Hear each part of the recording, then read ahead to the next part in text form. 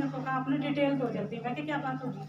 तो कहते पहले डिटेल तो दो। अब मेरे को ये हो रहा था, मैंने कहा लगता है किसी ने शिकायत कर दी होगी भाई, ट्रांसफर पक्की है। और मैंने कहा मेरी तो ट्रांसफर करेंगे। तो फिर मैंने नहीं बोला, मैं सर मैं ना एक क्रिया में आई हूँ और बाद में बात कर लूँ। कहता नहीं अभी करनी पड़ेगी। क्रिया तो छोड़, एक साइड में आ जाए। फिर मेरे को और हो गया, मैं क्या अगर क्रिया जोड़नी पड़ेगी ना, फिर तो वाकई में कुछ ना कुछ गड़बड़ी है। हाँ। फिर मैं घबरासी के थोड़ा साइड में हो गया। मैं बोलो क्या बात है? एसपी साहब के लीडर का फोन आया, तो वो कहते हैं भाई 2 दिन बाद ना आपको रिवार्ड मिलेगा। नहीं, उन्होंने बोला मेरे को 8 मार्च को रिवार्ड मिलेगा। तो मैंने कहा किस बात का रिवार्ड? तो कहते बेस्ट ड्यूटी का। मैं कहा और भी पूरे उसमें यमुनानगर में कोई मिले आप लोगों को? तो फिर वो कहते नहीं आपका नाम दिया एसपी साहब ने। मैंने कहा अच्छा। तो फिर उन्होंने डिटेल वगैरह मांगी, उसमें काफ़ी टाइम लग गया मेरे को। फिर मेरे को ना थोड़ा शक सा रहा। फिर वो कहते भाई आप कहाँ के रहने वाले, अपना एड्रेस दो, ये दो। क्योंकि उसमें क्या होता है कि राष्ट्रपति अवार्ड जब मिलता है ना, वो पूरे हरियाणा से, मतलब पूरे से मिलता है ना, पूरे भारत से।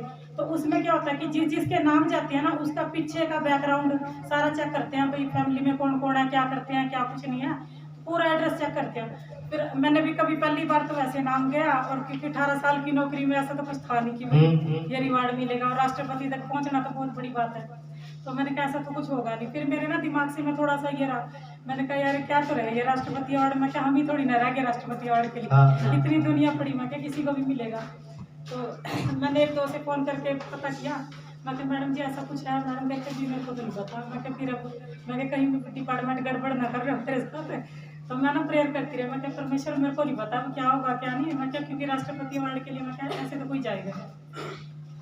तो उसके बाद जब डिटेल चली गई तो फिर मेरे दिमाग में आया, मैं 8 मार्च तो बहुत दूर की बात है। 8 मार्च तक तो मैं बहुत कुछ लोगों से पूछ के पता कर लूँगी भाई मेरे साथ क्या हो रहा है क्या नहीं।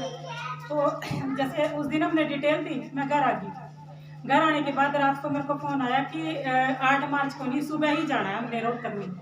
मैं क्या सुबह जाना रोहतक में, कैसे हो जाएगा?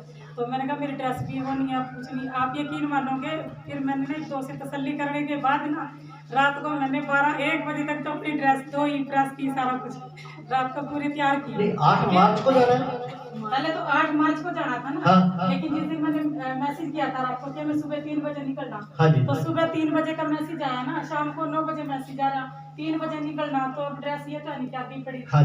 तो मैंने ड्रेस फटाफट रात को ही उठी मैं, और मैंने जबकि मैं ड्यूटी भी कर रही थी, ड्राइवर को लेके आई घर पे। मैं क्या मैंने वर्दी तो क्या नहीं। फिर मैं उसको लेके आई, मैंने वर्दी तो ड्रेस की रात को ही सारा। और फिर एक दुकान है हमारे यहाँ पे ड्रेस की, मेरे पास पहुँच बेल्ट नहीं थी।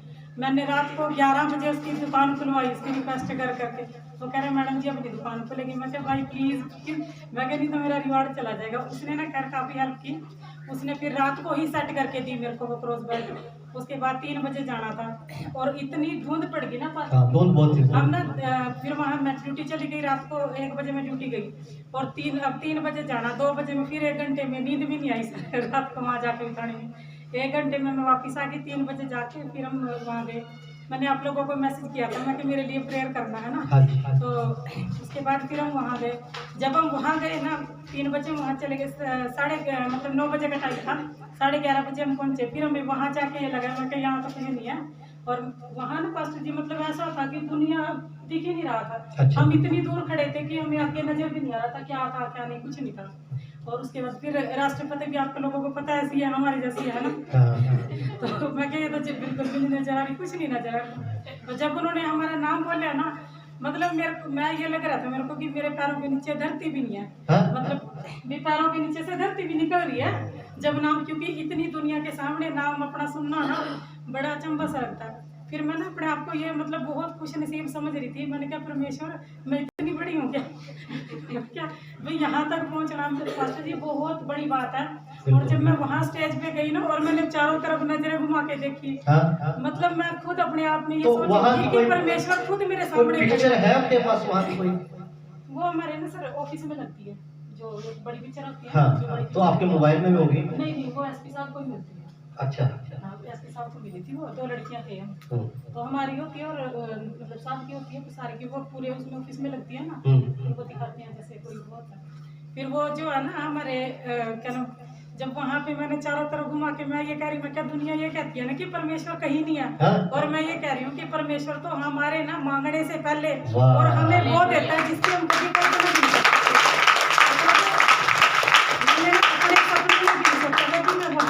शब्द क्या निकला 2026 का कि परमेश्वर तुम्हारे सिरों पर क्या रखेगा, ताज रखेगा।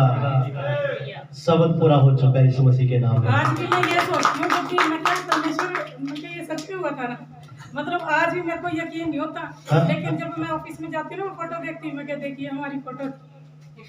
अब हम ना उस फोटो के पास ऐसे खड़े होकर फोटो खिंचवाते हैं अपनी, हाँ। क्योंकि वो फोटो ऑफिस में लगी है ना, 18 साल में लगी है, तो मतलब एक अलग सा ही फील होता है कि फिर उसके बाद प्रेस रिपोर्टर आ रहे हैं पूछने के लिए। अब 2-3 संडे में आई नहीं यहाँ, हाँ। क्योंकि हर संडे को प्रेस रिपोर्टरों का फोन आता था, मैडम जी एक बार आना है यहाँ पे ऑफिस में हमारे, और आपने एक तो बार अगर वो पिक्चर मिल जाए तो हमें जरूर भेजना, जरूर भेजूंगी। ठीक है ना, ताकि हम लोग पब्लिक को दिखाना चाहिए। देखिए परमेश्वर कैसे उठाता है, आप जानते हैं। अब ऐसा क्या करती है कि जब आप चर्च में आगे तो आपकी निगाहें, आपका मन कहाँ होना चाहिए, अगुवे की तरफ। परमेश्वर के दासी ने भी ये शब्द दिए थे इनको कि परमेश्वर जो मुझे दिखा रहा है कि परमेश्वर तुझे कुछ अद्भुत कर रहा है तेरी लाइफ में, और सच में एक अवार्ड मिलना कितनी जबरदस्त बात है।